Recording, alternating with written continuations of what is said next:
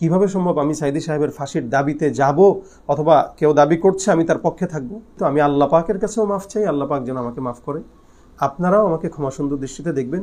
আসসালামু আলাইকুম ওয়া রাহমাতুল্লাহ। আশা করি সকলে ভালো আছেন।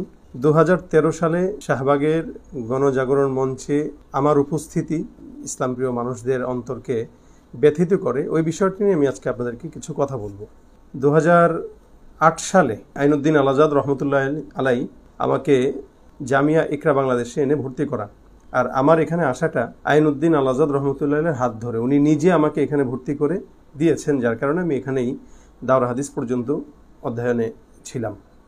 দ্বিতীয় বিষয় হলো শাহবাগে আমার যাওয়াটা কোন কেন্দ্র করে।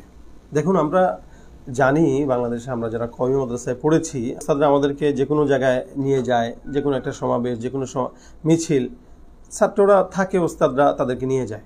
তো সেই ক্ষেত্রে সেই জায়গাটা থেকে আমরা কিন্তু তখন ছাত্র, এবং 2013 যে সেশনটা ছিল, আমি ওই সেশনে মিশকাত জামাতে পড়ি। আমাদের কাছে কিন্তু তখন মোবাইলও আমরা মাদ্রাসায় চালাতাম না, ফেসবুক তো প্রশ্নই আসে না, আমরা সম্পূর্ণটাই মোবাইল ব্রাউজার এগুলোর বাইরে ছিলাম। তা হঠাৎ করে আমাদের ওস্তাদরা একদিন বললেন যে চলো আমরা একটা মানববন্ধন করব, সংবাদ সম্মেলন করব, তোমরা আমাদের সাথে চলো। আমাদের সব ছাত্ররা মিলে আমরা তখন ওই জায়গাটায় ওস্তাদদের সাথে যাই। আমরা কোথায় যাচ্ছি, কেন যাচ্ছি, বা আন্দোলনটা কি, তখনও কিন্তু আমরা এই আন্দোলন সম্পর্কে ওয়াকিফাল না। আমি মাওলানা ফরিদ মাসুদ সাহেব হুজুরের পিছনে দাঁড়ানো ছিলাম, অনেক ভিড়ের ভিতরে আমরা ছিলাম। তা হুজুর বক্তব্য দিচ্ছেন, এগুলো তখনও ওভাবে আমি খেয়াল করিনি, অনেক পরে খেয়াল করেছি।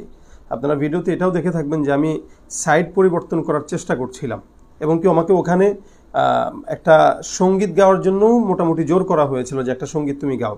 কিন্তু আমি ওখানে যাওয়ার পরে যখন ওদের পরিবেশ দেখেছি, তখন সাথে সাথে আমার মাথায় চলে আসছে, না এখানে তো আসাই ঠিক হয়নি, সঙ্গীত গাওয়া তো দূরের কথা।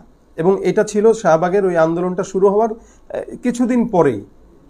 অতপর ওই জায়গাটায় যখন আমরা যেয়ে জানলাম যে এখানে নাস্তিকদের এবং ছেলে মেয়ে একসাথে কি একটা অবস্থা, সাইদি সাহেবের ফাঁসি চাচ্ছে এবং অন্যান্য আলেমদের ফাঁসি চাচ্ছে, তখন সাথে সাথে মাথায় আসলো যে এই জায়গা তো আমার আসা ঠিক হয়নি, এবং যার কারণে আমি তখন ওখানে গজলও পরিবেশন করিনি। এবং ওখান থেকে আসার পরে আমার অসংখ্য সঙ্গীত আপনারা দেখতে পাবেন। শাহবাগে যাওয়া তো আমার অবশ্যই খারাপ হয়েছে, যদিও এটা আমার অনিচ্ছা সত্ত্বে, আমার অনাকাঙ্ক্ষিতভাবে, কিন্তু আমি তো এটা লালন করি না। সাইদি সাহেব প্রত্যেকটা মানুষের ভিতরে, হৃদয়ের ভিতরে প্রবেশ করে আছে, গ্রামগঞ্জে, দেশ বিদেশে, এবং আমার ঘরে আমার মা, আমার বাবা, আমি সহ ছোটবেলা থেকে সাইদি সাহেব রহমতুল্লাহ আলাইহির বয়ান আমরা শুনি।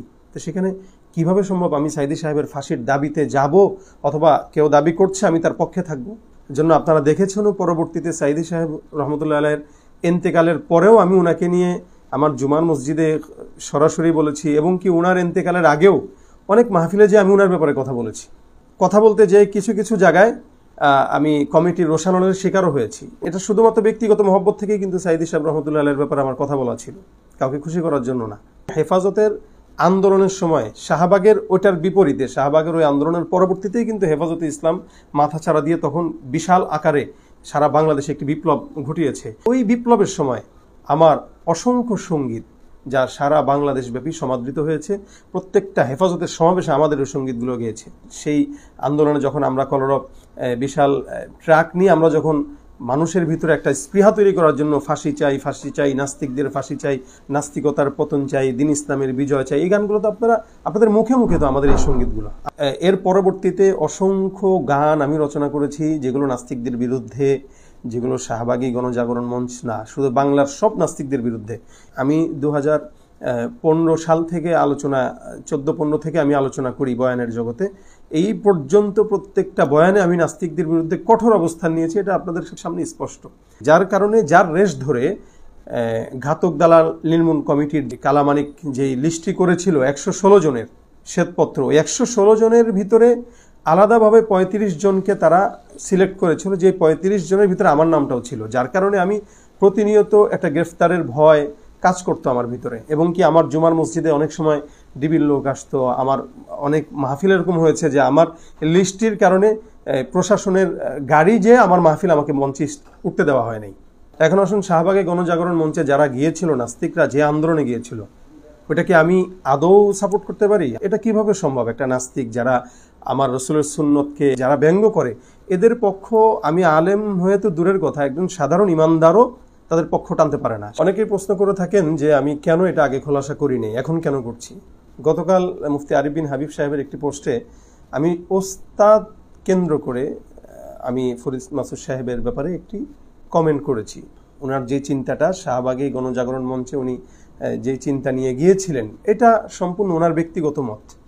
এই জায়গা থেকে কিন্তু আমি সম্পূর্ণ আলাদা, আমার মত আলাদা, যেটা আমি আপনাদের কাছে খোলাসা করেছি।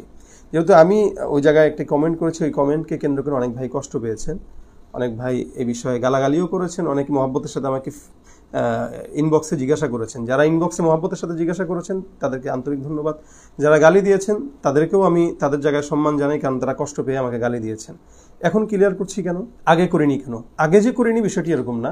আমি 2015 সালে আমার একটি আইডি ছিল, ওই আইডিতে আমি এই বিষয়টি নিয়ে একবার ক্ষমা প্রার্থনা করেছিলাম, ক্ষমা চেয়েছিলাম, এবং কি আমি জনে জনেও যারা আমাকে জিজ্ঞাসা করেছে সবার কাছেই আমি এই কথাই বলেছি, ভাই দেখেন আমি আর বিষয়টা আমার অনাকাঙ্ক্ষিত, আমি মাফ চাই আপনারা যদি কষ্ট পেয়ে থাকেন। এমনকি বাংলাদেশের বড় বড় যারা সাইদি সাহেবকে অনুসরণ করে, জামাতে ইসলামের অনেক বড় বড় কর্মী যারা আছেন, তাদের সাথেও আমার এই বিষয় নিয়ে অনেকের সাথেই কথা হয়েছে। আমাদের অঙ্গনে যারা কওমি ওলামা একরাম আছেন বড় বড়, ওনাদের সাথেও আমার কথা হয়েছে। অর্থাৎ এই বিষয় নিয়ে আমার ব্যক্তিগত বড়দের সাথে আমার অনেক কথা হয়েছে, তাদেরকে আমি আমার এই অবস্থানটা ক্লিয়ার করেছি।